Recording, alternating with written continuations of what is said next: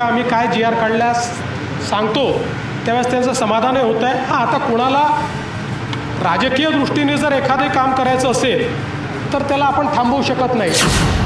जे खरे पुराव्याने कुणबी आहेत त्यांनाच सर्टिफिकेट मिळण्याकरता मदत करतो. कोर्टातही आम्ही राज्य शासनाच्या वतीनं योग्य भूमिका मांडू. 90% लोकांची 45 सेवा आणि योजनांकरता मागणी येते. त्याचं बॅकएंड इंटिग्रेशन हे 26 नोव्हेंबरपर्यंत करायचा आम्ही निर्णय केलेला आहे. लोकांना सेवा मिळणं हे डिजिटल होणार, प्रेडिक्टेबल होणार आणि कोणालाही हळूहळू ऑफिसेसमध्ये येण्याची आवश्यकता पडणार नाही. महाराष्ट्राच्या विविध भागांमध्ये 1,08,599 कोटीची गुंतवणूक आणि 47,000 लोकांना रोजगार याचे करार आज आपण या ठिकाणी केले. खास करून सेवा आणि त्या संदर्भातल्या प्रक्रियेसंदर्भात बैठक झाली. खरं तर मंत्रालयात गर्दी कमी व्हावी याच्याहून अनेकांनी नाराजी व्यक्त केली सुरुवातीला, पण गर्दी कमी झाली आणि लोकांना त्यांचा लाभ मिळतोय. काय नेमकं हे होतं? आपल्याला कल्पना आहे की ज्यावेळेस पहिल्यांदा मी मुख्यमंत्री झालो होतो त्यावेळी आपण सेवा हमी कायदा तयार केला होता. आपले सरकार हे पोर्टल तयार केलं होतं आणि त्याच्यावरनं सेवा मिळाव्यात असा प्रयत्न सुरू केला होता. आता हा जो काही आपले सरकारचं जे वर्जन आहे हे जुनं झालेलं आहे आणि म्हणून आपण समग्र नावाच्या एका संस्थेशी करार केला. या संस्थेने आपल्या ज्या काही सगळ्या प्रोसेसेस आहेत त्याचा अभ्यास केला. लोकांना कुठल्या सेवांची आणि योजनांची जास्तीत जास्त निकड आहे त्याचा अभ्यास केला आणि आता त्या संदर्भात एंड टू एंड आपण डिजिटाईज पद्धतीनं लोकांना त्या सेवा देण्याचा प्रयत्न करणार आहोत. यामध्ये 45 सेवा आणि योजना अशा आहेत की ज्याच्याकरता 90% लोक अपील करतात. म्हणजे आपल्याकडे जे काही मागणी येते 90% लोकांची 45 सेवा आणि योजनांकरता मागणी येते. त्याचं बॅकएंड इंटिग्रेशन हे 26 नोव्हेंबरपर्यंत करायचा आम्ही निर्णय केलेला आहे. 200 सेवा आणि योजनांचं 26 जानेवारीपर्यंत आणि सगळ्या सेवा आणि योजनांचं 1 मेपर्यंत. आणि याच्यामध्ये आपले सरकार हे जे पोर्टल आहे याचं सेकंड व्हर्जन येणार आहे जे अतिशय सोपं असणार आहे. गोल्डन डेटा आपण तयार केला असल्यामुळे एखाद्या व्यक्तीची मॅक्सिमम माहिती ही त्या रेकॉर्डवरनंच आपण कलेक्ट करणार आहोत. ती त्याला भरायची देखील आवश्यकता पडणार नाही. त्यामुळे अतिशय सोपी अशा पद्धतीची जी काही व्यवस्था आहे ती उभी राहणार आहे. आणि लोकांना जेवढे टप्पे आहेत, एखादी समजा सेवा मिळवायची आहे, सर्टिफिकेट मिळवायचं आहे आणि त्याच्यामध्ये जर 4 टप्पे असतील तर कुठल्या टप्प्यावर त्यांचा अर्ज आहे हे देखील पाहता येणार आहे आणि त्या निश्चित वेळेत ते पूर्ण होतं आहे की नाही हे देखील त्यांना पाहता येणार आहे. म्हणजे लोकांना सेवा मिळणं हे डिजिटल होणार, प्रेडिक्टेबल होणार आणि कोणालाही हळूहळू ऑफिसेसमध्ये येण्याची आवश्यकता पडणार नाही अशा प्रकारची व्यवस्था करतो. आणि या सेवा व्हॉट्सॲपवर देखील आपण उपलब्ध करून देतो आहोत. मला असं वाटतं यामुळे लोकांचा जो काही एक्सपिरियन्स आहे तो अतिशय सोपा होईल आणि गव्हर्नन्समध्ये आपलं राज्य इतर राज्यांच्या तुलनेत पुढे जाईल अशा प्रकारचा आपला प्रयत्न आहे.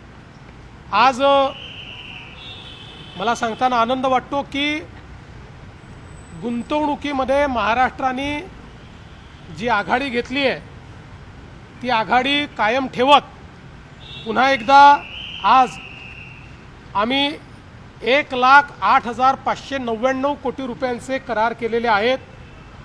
ज्यातनं 47,100 म्हणजे जवळपास 47,000 लोकांना रोजगार मिळणार आहे. यामध्ये कोकण विभागामध्ये 2 डेटा सेंटरचे आम्ही करार केले आहेत ज्यामध्ये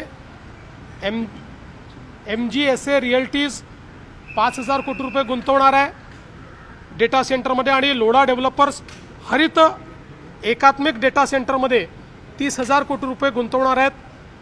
एकूण 35,000 कोटीची दोघांची गुंतवणूक आहे। 16,000 लोकांना यातनं रोजगार मिळणार आहे। नाशिक विभागात मला अतिशय आनंद वाटतो की या ठिकाणी नंदुरबारमध्ये मेसर्स पॉलिफ्लेक्स कॉर्पोरेशन लिमिटेड ही जवळपास 2100 कोटी रुपयाची गुंतवणूक करते आहे आणि त्यातनं 600 लोकांना रोजगार मिळणार आहे। आणि विदर्भामध्ये काटोलमध्ये रिलायन्स कन्झ्युमर प्रॉडक्ट लिमिटेड एक फूड पार्क आणि शीतपेय पार्क त्या ठिकाणी तयार करतायत। 1513 कोटीची गुंतवणूक आहे, 500 लोकांना रोजगार आहे। आणि मेसर्स अडानी एंटरप्राइजेस लिमिटेड हे कोल गॅसिफिकेशन आणि डेरायव्हेटिव्स अशा प्रकारची 70,000 कोटी रुपयाची गुंतवणूक करतायत। त्यातनं जवळपास 30,500 लोकांना रोजगार मिळणार आहे।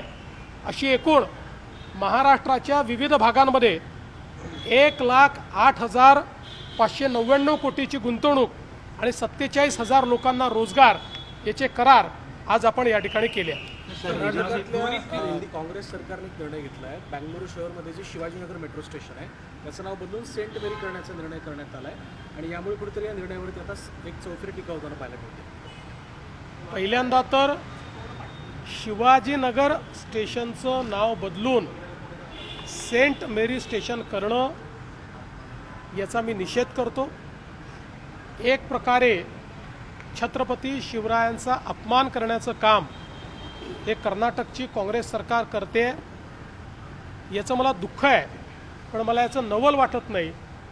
कारण छत्रपती शिवरायांना अपमानित करण्याची परंपरा ही काँग्रेसमध्ये जवाहरलाल नेहरू पंतप्रधान असतानापासून आहे, नव्हे तर त्यापूर्वीही स्वातंत्र्यपूर्व काळात डिस्कवरी ऑफ इंडिया हे जे पुस्तक पंडित जवाहरलाल नेहरूंनी लिहिलं होतं त्यामध्ये त्यांनी छत्रपती शिवाजी महाराजांच्या बद्दल ज्या प्रकारचं मत व्यक्त केलं होतं हे आपल्याला माहिती आहे। आणि तीच परंपरा महाराजांना अपमानित करण्याची ही सातत्याने आपल्याला काँग्रेसच्या सरकारमध्ये दिसते आहे।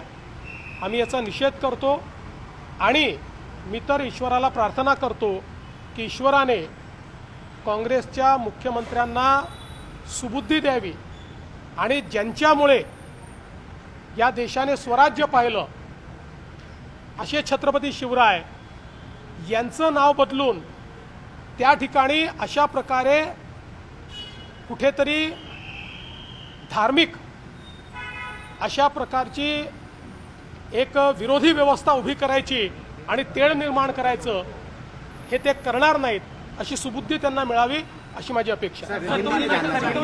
दक्षिण मुंबई के सर गुंतवणुकीच्या बाबतीत तुम्ही नागपूरचा उल्लेख केला, कोकण खानदेशचा उल्लेख केला, पण मराठवाडा ज्या भागात खरं तर अनेकदा बेरोजगारी हे देखील अशा पद्धतीचे आंदोलन ज्यावेळेस होतात त्यामुळे एक मुख्य कारण त्यापैकी एक राहिलेलं आहे। मराठवाड्याच्या बाबतीत येत्या काळात किंवा मागे जे प्रोजेक्ट झाले त्या संदर्भातली काही आढावा बैठक झाली? आज या 3 भागामध्ये गुंतवणूक आली असली तरी 15 दिवसापूर्वी ज्यावेळेस आम्ही घोषणा केली होती त्यावेळेस जास्तीत जास्त गुंतवणूक ही मराठवाड्यात होती।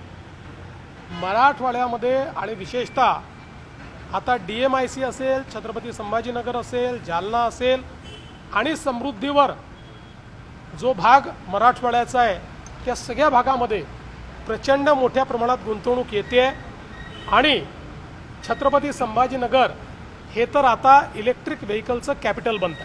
सुप्रिया सुळे असं म्हणतात की रोजगार कमी आलेले त्यामुळे अशी गुन्हेगारी वाढत चाललेली असं सुप्रिया सुळे म्हणतात। एकीकडे तुम्ही गुंतवणूक त्यांच्या काळातलं सांगत असतील, कारण त्यांच्या काळामध्ये त्या ठिकाणी आपल्याला कल्पना आहे की रोजगार येत नव्हते, महाराष्ट्राचा नंबर देखील खाली गेला होता, त्यांना तेच लक्षात असेल।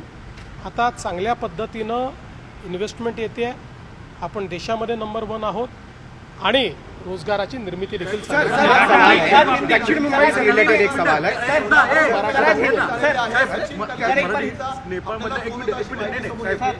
नेपाळमधल्या घटनेनंतर अनेक सोशल मीडियावर विरोधक अशा स्वरूपाची पोस्ट करतात की राज्यात किंवा देशात अशा स्वरूपाची परिस्थिती निर्माण होईल, मुळात देशविघातक कृत्य या पद्धतीने काही या संदर्भात काही कारवाई केली जाणार आहे? मला असं वाटतं की अलीकडच्या काळामध्ये जो काही विरोधी पक्ष आहे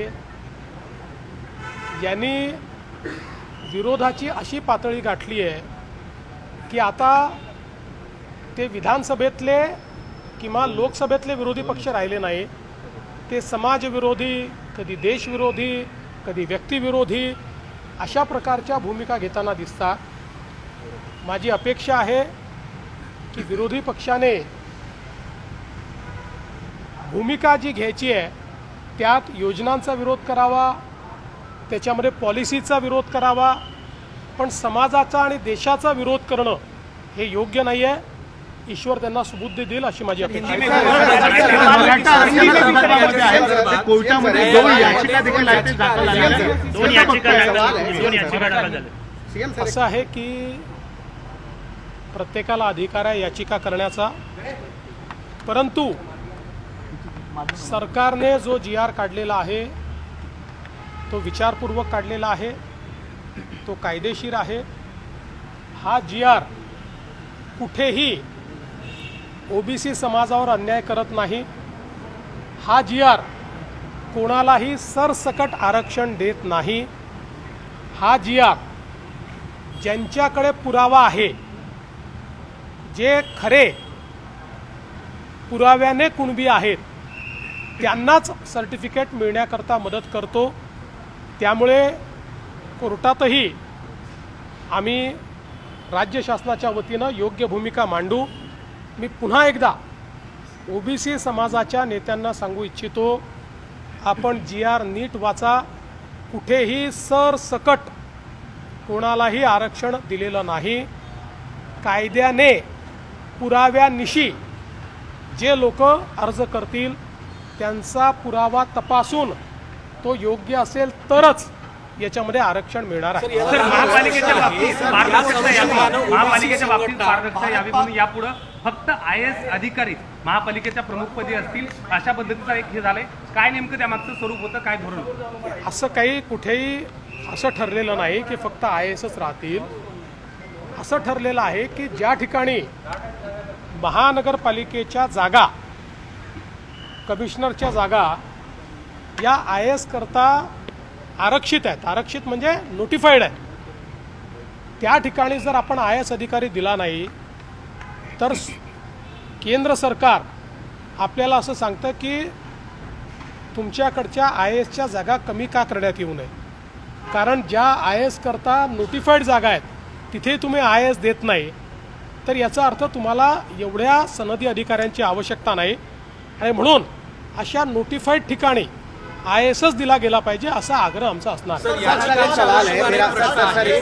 आणि 9 तारखेला राज्यातील OBC संघटनांकडून मुंबईमध्ये मोर्चा काढला जाणार आहे अशी एक माहिती समोर आली आहे आणि राज्यभरातील नेत्यांकडून आज बैठक सुद्धा घेण्यात आली आहे. मला असं वाटतं की अशा प्रकारचा मोर्चा काढण्याची आवश्यकता नाही आहे. वेगवेगळ्या OBC नेत्यांची माझी देखील चर्चा होते. ज्यावेळेस मी त्यांना नेमका आम्ही काय GR काढल्यास सांगतो त्यावेळेस त्यांचं समाधानही होतं आहे. आता कोणाला राजकीय दृष्टीने जर एखादे काम करायचं असेल तर त्याला आपण थांबवू शकत नाही. सामाजिक दृष्टीनं मी एवढं नक्की सांगतो, जोपर्यंत हे सरकार आहे तोपर्यंत OBCवर अन्याय होऊ देणारच नाही. सर, भारत पाक मुद्द्यावरती आता मॅच वरतून ठाकरे गट पंतप्रधानांना कुंकू पाठवणार आहे आणि निषेध मोर्चा काढणार आहे सिंदूर मोर्चा म्हणून. मला असं वाटतं की नवरात्र येत आहे आणि नवरात्रामध्ये कुंकवाचं फार मोठं महत्त्व आहे. छत्रपती शिवाजी महाराजही आई तुळजाभवानीचा टिळा लावून त्या ठिकाणी युद्धाला समोर जात होते. त्यामुळे मला असं वाटतं की कदाचित त्यांचं हिंदुत्व परत आलं असेल, कुंकवाचं महत्त्व समजलं असेल. त्यामुळे आई तुळजाभवानीचा टिळा जर ते पाठवणार असतील तर त्यांनी तो मलाही पाठवावा. आई तुळजाभवानीचा टिळा आम्ही निश्चितपणे लावून भारत विरोधी शक्तींच्या विरुद्ध आम्ही लढू.